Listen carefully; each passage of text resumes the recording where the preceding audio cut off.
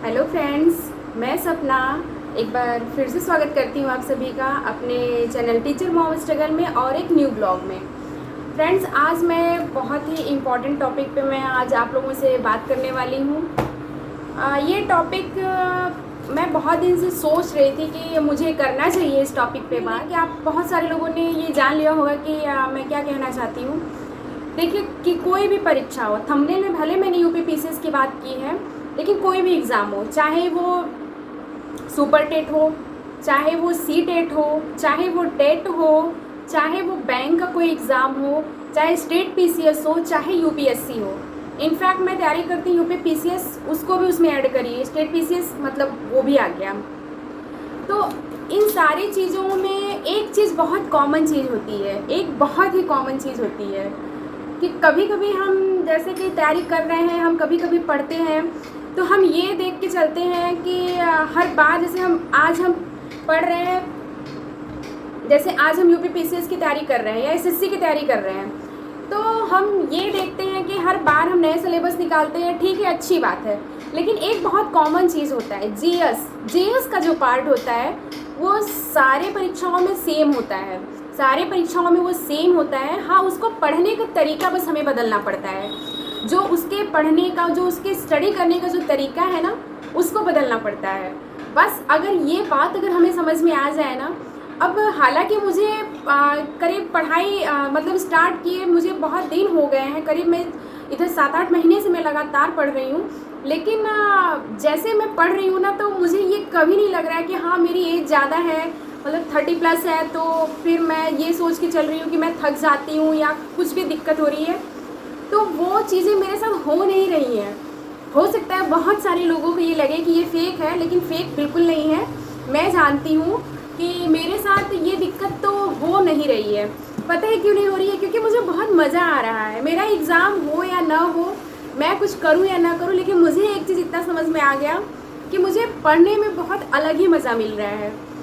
मैं पढ़ती हूँ, मैं सारी चीज़ें करती हूँ, लेकिन मुझे ऐसा लगता है कि जब हम बड़े होते जाते हैं ना, एक टाइम के बाद चीज़ें हमें बहुत अच्छे से समझ में आने लगती हैं। जैसे जैसे हम बड़े होते जाते हैं ना, हमें मैच्योरिटी तो आती जाती है, वैसे वैसे जैसे ही हम एग्ज़ाम में प्रिपरेशन करते हैं, सेम वही फंडा वहाँ भी लागू होता है कि चीज़ें हमें समझ में जल्दी आने लगती हैं। कोई भी टॉपिक अगर है, जैसे हम बचपन में पढ़ाई कर रहे थे, हम ग्रेजुएशन लेवल तक पढ़ रहे थे, तो हमें कोई चीज़ समझने में थोड़ा समय लगता था, और वही सारी चीज़ें अब अगर हम इत्मीनान से बैठ के अगर हम पढ़ते हैं तो हमें सारी चीज़ें अच्छे से क्लियर होती रहती हैं। तो बस मैं इसी टॉपिक पे आप लोगों से बात करने वाली हूँ। टाइम को बहुत ज़्यादा ज़ाया न करते हुए हम टॉपिक को स्टार्ट करते हैं। सारे एग्जाम में जीएस का पार्ट जो होता है वो कॉमन होता है, और बस उसको पढ़ने का तरीका हमको बदलना रहता है। जैसे कि हम पढ़ रहे सुपर टेट के लिए, मान लीजिए वैकेंसी सुनने में ऐसा हो रहा है कि आएगी।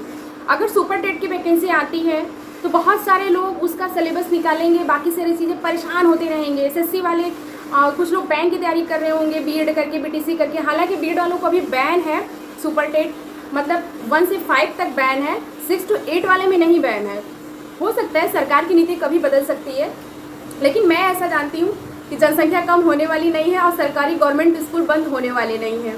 तो ये मान के बस चलिए कि हो सकता है साल भर लग सकता है, 2 साल लग सकता है, लेकिन वैकेंसी आएगी ही आएगी। ये मैं जानती हूँ कि वैकेंसी आएगी ही आएगी, और ऑब्वियस है आना भी चाहिए, क्योंकि अभी भी बहुत सारे ऐसे स्कूल हैं जहाँ पे टीचर्स की बहुत कमी है। इनफैक्ट मेरे यहाँ भी टीचर्स की कमी है। हम 5 क्लास है, लेकिन हम 4 हैं, हम लोग 4 हैं काम करने वाले। तो कोई एक बंदा जो है 2 क्लास को अटेंड करता ही रहता है हर वक्त, तो ये चलता ही चलता है। तो यही बात है ना कि उस चीज़ों को हम इग्नोर नहीं कर सकते।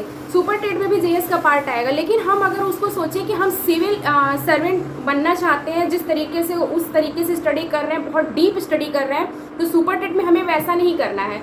यूपीएससी जो होता है उसमें हम तैयारी कर रहे होते हैं, तो हम बहुत डिटेल में कोई चीज़ पढ़ते हैं, और ज़्यादातर उसको सिचुएशनल बेस करके पूछते हैं। उसमें फैक्चुअल चीज़ें उतनी नहीं होती हैं। हाँ, कुछ डाटाज वगैरह जो होते हैं वो सही होने चाहिए, और ज़्यादातर हम क्वेश्चन को करंट अफेयर से रिलेट करके मेंस में लिखते हैं।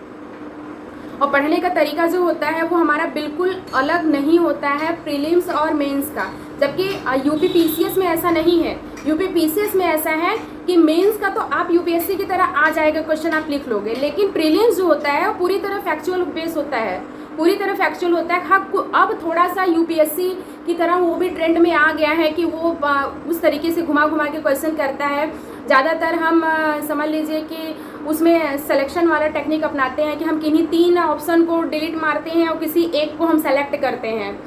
तो ऐसा सिचुएशन चल रहा होता है। और एक बहुत इंपॉर्टेंट टॉपिक पे मैं बात करने वाली हूँ कि हम 3 गलतियाँ क्या करते हैं। देखिए, हम 3 गलतियाँ करते हैं किसी भी एग्ज़ाम को पास करने के लिए, खास करके मैं सिविल सर्विसेज की बात कर रही हूँ। अब बहुत सारे लोग ऐसा कहेंगे कि एग्ज़ाम अभी आपने पास किया नहीं, लेकिन मैं आपको पहले बता चुकी हूँ, मैं अपना एक्सपीरियंस बता रही हूँ। मैं 2 बार दे चुकी हूँ एग्ज़ाम, 2 बार मैंने दिया हुआ है। पहला जो मैंने पीसीएस का एग्ज़ाम दिया था उसमें मेरे केवल 2 मार्क्स से प्रीलिम्स रुके थे। इस बार प्रीलिम्स जो है यूपी पीसीएस का तो मैंने नहीं दिया, लेकिन मैंने यूपीएससी का दिया था। यूपीएससी का एग्ज़ाम जो था वो ठीक था, अच्छा था। पुराने मतलब पिछले का अगर मैं देखूं, इस बार का मैं देखूं तो मुझे लग रहा था कि अगर मैं साल भर जंग की तैयारी करती तो शायद कुछ हो सकता था, लेकिन जो चीज़ हाथ में नहीं है उसमें बार बार सोचना नहीं है। और यूपी पीसीएस में अब मैंने ये डिसाइड किया है कि मैं लोअर पीसीएस का भी एग्ज़ाम दूंगी।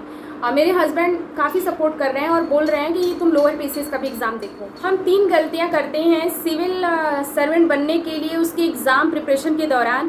पहली गलती ये करते हैं कि हम बार बार अलग अलग लोगों की स्ट्रेटजी को देखते हैं, फॉलो करते हैं कि अरे उन्होंने ऐसे पढ़ा था तो हम ऐसे पढ़ लेते हैं। पहला तो ये गलती करते हैं कि हम तमाम लोगों के वीडियोस देखेंगे। आजकल बहुत सारे यूट्यूब पे बहुत सारे चैनल है, बहुत सारी चीज़ें हैं, हम तमाम लोगों के वीडियोस देखेंगे और किसी भी एक को हम डिसाइड कभी कर ही नहीं पाएंगे किसी भी एग्ज़ाम को पास करने के लिए। अगर हम सच में डेडिकेटेड हैं किसी एग्ज़ाम को लेके क्रैक करने के लिए, तो हमें ये बात समझने की बहुत ज़रूरत है कि आप बहुत ज़्यादा सर्च पे मत जाइए, बहुत ज़्यादा सर्च मत करिए कि किसने क्या पढ़ा, किसने क्या नहीं पढ़ा। आप अपनी स्ट्रेटजी बनाइए। पहली गलती हम ये करते हैं कि हमेशा हम दूसरे की स्ट्रेटजी को फॉलो करते हैं। हाँ, आप करिए, लेकिन एक हद तक करिए। अगर वो आपके लिए सूटेबल हो रहा है तो उसको आगे कंटिन्यू करिए, वरना वहीं पर आप डिनाई कर दीजिए। सबसे सही तरीका ये है। दूसरी गलती हम ये करते हैं कि मटेरियल हम बहुत सारे इकट्ठा कर लेते हैं किसी भी एग्ज़ाम को क्रैक करने के लिए। अगर हम मटेरियल ज़्यादा इकट्ठा करेंगे तो मैं आपको बता रही हूँ कि हम हमेशा कन्फ्यूज़न में जिएंगे कि इस किताब को मैंने पढ़ा, मुझे वो किताब पढ़नी चाहिए कि नहीं, उनके नोट्स मुझे पढ़ने चाहिए कि नहीं। ऐसा बिल्कुल मत करिए। कोशिश करिए किसी एक पेपर के लिए कोई एक किताब लीजिए और उसको हमेशा करंट अफेयर के साथ कोरिलेट करके पढ़िए, जिससे कि आपका प्रीलिम्स भी तैयार होता रहे, मेंस भी तैयार होता रहे। दूसरी गलती ये करते हैं कि बहुत सारा बॉन्डर रख लेते हैं अपने पास, उसमें कंफ्यूज रहते हैं कि ये भी ले लो, वो भी ले लो, सब ले लो, सब पढ़ लूँगा। आप दिन रात पढ़ते हो, इसमें कोई डाउट नहीं, आप दिन रात मेहनत कर रहे हो, लेकिन वो मेहनत किस काम का, वो सही दिशा में नहीं कर रहे हो। और तीसरी गलती सबसे ज़्यादा हम करते हैं कि हम रिवीजन नहीं करते हैं। हमको लगता है कि हम बहुत ज़्यादा पढ़ लेंगे, बहुत सारी चीज़ें कर लेंगे, तो हम सिलेबस कवर करते हैं। सिलेबस कवर करना बहुत हद तक सही है यार, लेकिन आप 70% ही सिलेबस कवर करिए, लेकिन 70 को बिल्कुल 100% की तरह आप पढ़िए। 70% को बिल्कुल 100% की तरह पढ़िए कि अगर उसमें से कहीं से भी क्वेश्चन आ रहा है, कहीं से भी किसी भी एंगल से आ रहा है, तो वो आपको याद होना चाहिए। मैंने सुपर टेट की जब तैयारी की थी खुद से, तब मुझे ये चीज़ रियलाइज़ हुआ था कि किसी भी सब्जेक्ट को पढ़ने के लिए वहीं से मुझे जीएस पढ़ने का चस्का चढ़ा था। सुपर टेट जब मैंने दिया था अपने टीचर भर्ती के लिए, जब वहाँ पे मेरा सिलेक्शन हुआ था, मैं ओबीसी से बिलोंग करती हूँ, लेकिन मेरा सिलेक्शन जनरल में हुआ था और मैंने जनरल में फ़ाइट किया था और मुझे काफ़ी मन चाहा, मुझे मिल गया था। और ये चीज़ इसलिए मैं आप लोग को बता रही हूँ क्योंकि ये सब चीज़ें मोटिवेट करती हैं हर इंसान को। दूसरी बात यह कि हम क्या करेंगे जब हम पूरा किताब पढ़ लें, इतनी मोटी बुक पढ़ लें, ये भी बुक पढ़ लें, वो भी बुक पढ़ लें, सब बुक पढ़ लें, हम इतनी सारी बुक पढ़ के हम क्या उखाड़ लेंगे बताइए? हम उखाड़ क्या लेंगे? इतनी मोटी बुक हम क्या पढ़ लेंगे? अगर हम किसी भी एग्ज़ाम को पास करना चाहते हैं तो हम थोड़ा पढ़ेंगे, लेकिन सॉलिड पढ़ेंगे। बस अगर ये 3 गलतियाँ आप नहीं करते हो ना, तो समझ लीजिए कि आप बिल्कुल सही ट्रैक पे हो और अच्छे से आप स्टडी कर रहे हो और सिलेक्शन आपका ज़रूर होने वाला है। तो बस इसी मोटिवेशन के साथ आप लोग लगे रहिए, डटे रहिए और एग्ज़ाम को फोड़ डालिए। और मैं वीडियो बहुत लंबा नहीं करूँगी, नहीं फिर बहुत प्रॉब्लम होती है। तो बस यहीं पर मैं अपने वीडियो को द एंड करती हूँ और आशा करती हूँ कि आप लोगों को ये मेरा छोटा सा ब्लॉग बहुत पसंद आया होगा और कमेंट में ज़रूर बताइएगा कि आपको कैसा लगा।